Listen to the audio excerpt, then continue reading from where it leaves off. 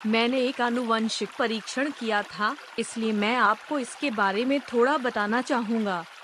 एक वस्तु है जिसे सामाजिकता कहा जाता है। यह आइटम अनुसंधान पर आधारित है जिसने कई खेलों में प्रतिभागियों के व्यवहार से सामाजिकता और जीन के बीच संबंधों का विश्लेषण किया।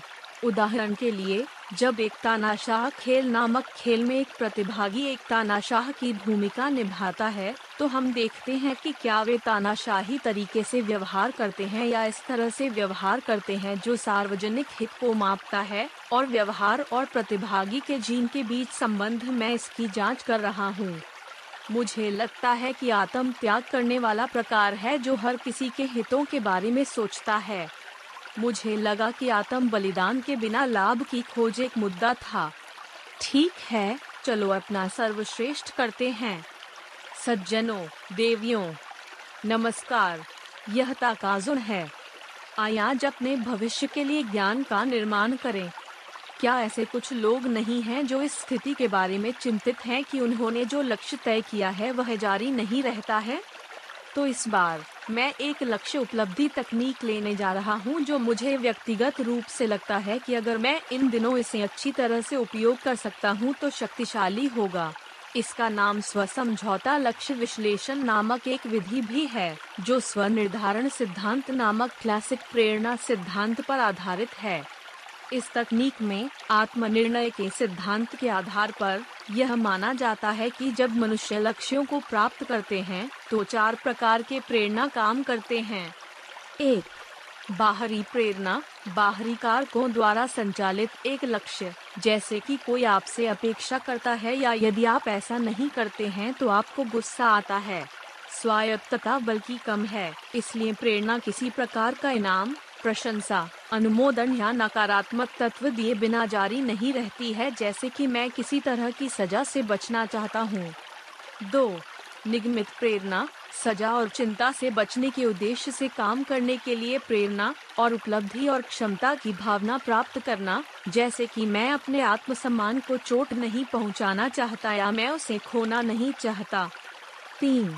समान प्रेरणा, ईमानदारी से विश्वास करके काम करने की प्रेरणा की यह गतिविधि आपके लिए महत्वपूर्ण और मूल्यवान है। यह ऐसा है, अगर मैं यहाँ पढ़ता हूँ तो मेरे सपने सच होने चाहिए। 4. आंतरिक प्रेरणा, एक लक्ष्य को प्राप्त करने के लिए एक प्रकार की प्रेरणा क्योंकि लक्ष्य उपलब्धि के बजाय ऐसा करना मजेदार है। इसलिए इस प्रेरणा के साथ एक लक्ष्य का पीछा करते समय लगभग किसी भी प्रयास की आवश्यकता नहीं होती है। इन 4 में से 2 चीजें हैं जो लक्ष्यों की उपलब्धि दर में वृद्धि करती हैं, समान प्रेरणा और आंतरिक प्रेरणा। चूंकि इन 2 मूल्यों और लक्ष्यों की सामग्री मेल खाती है, इसलिए बाहर से मजबूर होने की तुलना में प्रेरित होना आसान है। इसीलिए उपरोक्त ज्ञान के आधार पर क्या मूल्य और लक्ष्य मेल खाते हैं? विश्लेषण स्व समझौते लक्ष्य विश्लेषण की कुंजी है। मैं यह पता लगाने की कोशिश करने जा रहा हूँ कि आप कितने आत्म सुसंगत लक्ष्य निर्धारित कर सकते हैं। अब आइए एक नज़र डालते हैं कि सेल्फ मैच गोल विश्लेषण कैसे किया जाता है। सेल्फ मैच गोल विश्लेषण के 4 चरण। चरण 1, अपने दीर्घकालिक लक्ष्यों को सूचीबद्ध करें। सबसे पहले 8 व्यक्तिगत लक्ष्यों को लिखें। यह एक लक्ष्य हो सकता है जिसे आप अभी अपना रहे हैं, या एक लक्ष्य जिसे आप अपने जीवन में विशेष रूप से प्राप्त करना चाहते हैं। उदाहरण के लिए, व्यायाम करने के लिए, कमरे को साफ करो, अपने बच्चों के साथ ज्यादा समय बिताएं, मैं कुछ नया करने जा रहा हूँ। यह ऐसा ही है, और यहाँ तक कि एक मोटा लक्ष्य भी ठीक है। चरण 2, प्रयास करने के कारणों का विश्लेषण। उस लक्ष्य को प्राप्त करने के लिए कड़ी मेहनत करने का कारण क्या है? यह सोचने का एक कदम है। प्रत्येक लक्ष्य के लिए कृपया 10 पॉइंट स्केल पर स्कोर करें कि आत्मनिर्णय सिद्धांत में 4 प्रकार की प्रेरणा कितनी लागू होती है। यदि मकसद बिल्कुल लागू नहीं होता है तो इसे 1 अंक दें, और यदि मकसद पूरी तरह से सही है तो इसे 10 अंक दें। बाहरी प्रेरणा, क्या मेरे वर्तमान लक्ष्य हैं जो दूसरे चाहते हैं? क्या यह किसी प्रकार की बाहरी स्थिति से प्रभावित है? क्या आप किसी प्रकार के इनाम, प्रशंसा या अनुमोदन की तलाश कर रहे हैं? क्या किसी तरह की नकारात्मक स्थिति से बचने का उद्देश्य है? निगमित प्रेरणा, क्या मेरा लक्ष्य अब नहीं है क्योंकि अगर मैं ऐसा नहीं करता तो मैं शर्मिंदा हूँ? क्या ऐसा इसलिए नहीं है क्योंकि यह आपको दोषी महसूस कराता है? क्या यह इसलिए नहीं है क्योंकि यह आपको चिंतित करता है? क्या आप उस लक्ष्य पर जाने के लिए बाध्य महसूस नहीं करते हैं? समान प्रेरणा, क्या मेरा वर्तमान लक्ष्य है क्योंकि मुझे वास्तव में विश्वास है कि यह महत्वपूर्ण है, यहाँ तक कि अगर यह अतीत में किसी बिंदु पर किसी और द्वारा प्रस्तावित किया गया था, तो क्या मैं अब ईमानदारी से इसका समर्थन करता हूँ? क्या आप वास्तव में महसूस करते हैं कि यह सही काम है? आंतरिक प्रेरणा, क्या मेरा वर्तमान लक्ष्य केवल अनुभव में रुचि रखता है? क्या ऐसा इसलिए है क्योंकि वे उस लक्ष्य को लाने वाले मजे और उत्तेजना के लिए आकर्षित होते हैं? यहाँ तक कि अगर उद्देश्य के लिए एक अच्छा कारण है, तो क्या प्राथमिक प्रेरणा अनुभव में रुचि से प्रेरित है?